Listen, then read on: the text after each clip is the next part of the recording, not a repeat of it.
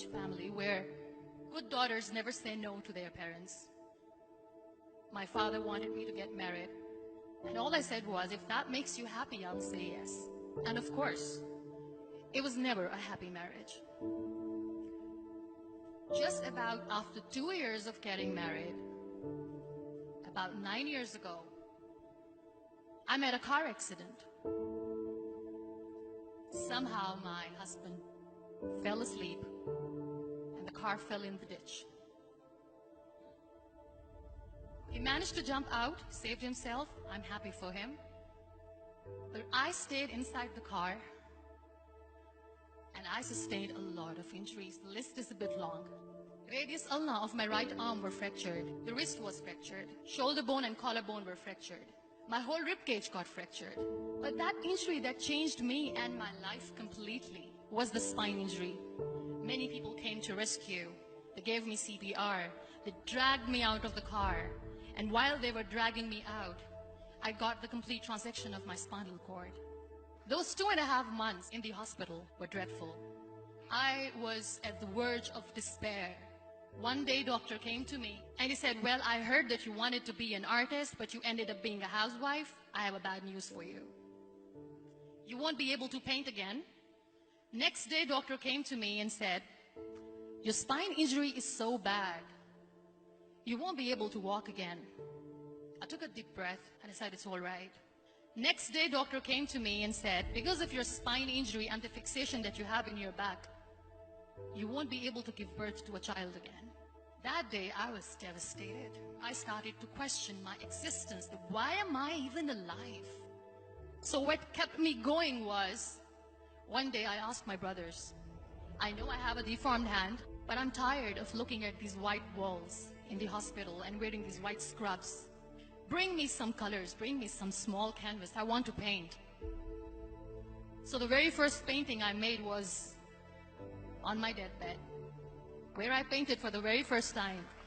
What an amazing therapy it was. Without uttering a single word, I could paint my heart out. I could share my story. People used to come and say, what lovely painting. So much color. Nobody could see the grief in it. Only I could. And that day I decided that I'm going to live life for myself. I am not going to be that perfect person for someone. I am just going to take this moment and I will make it perfect for myself. That I'm going to fight my fears. So I wrote down one by one all those fears. And I decided that I'm going to overcome these fears one at a time. You know what was my biggest fear? Divorce. But the day I decided that this is nothing but my fear, I liberated myself by setting him free.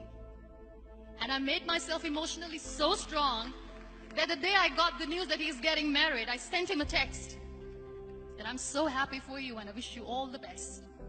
And he knows that I pray for him today.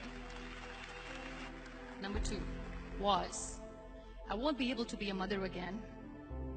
And that was quite devastating for me. But then I realized there are so many children in the world, all they want is acceptance. So there is no point of crying, just go and adopt one. And that's what I did.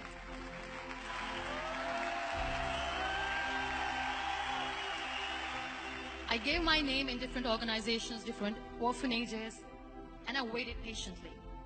2 years later, I got this call from a very small city in Pakistan.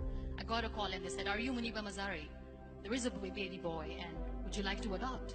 I could literally feel the labor pain. I said, yes, yes, I am going to adopt him. I am coming to take him home. And that day, I was 2 days old, and today he's 6.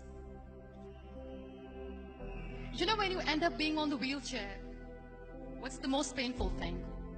People think that they will not be accepted by the people because we, in the world of perfect people, are imperfects. So I decided to appear more in public, to join the national TV of Pakistan as an anchor person.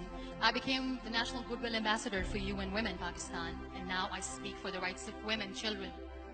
I was featured in BBC 100 Women for 2015. I'm one of the Forbes 30 under 30 for 2016.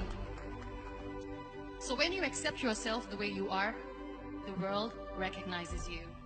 It all starts from within. We have this amazing fantasy about life.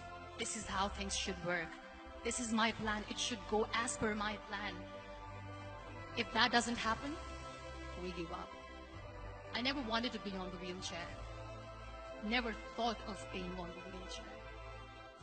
This life is a test and a trial, and tests are never supposed to be easy. So when you're expecting ease from life, and life gives you lemons, then you make the lemonade, and then do not blame life for that. It is okay to be scared. It is okay to cry. Everything is okay, but giving up should not be an option. They always say that failure is not an option. Failure should be an option, because when you fail, you get up, and then you fail, and then you get up, and that keeps you going. Embrace each and every breath that you are taking. Celebrate your life. Live it. Don't die before your death. Real happiness lies in gratitude. So be grateful, be alive, and live every moment.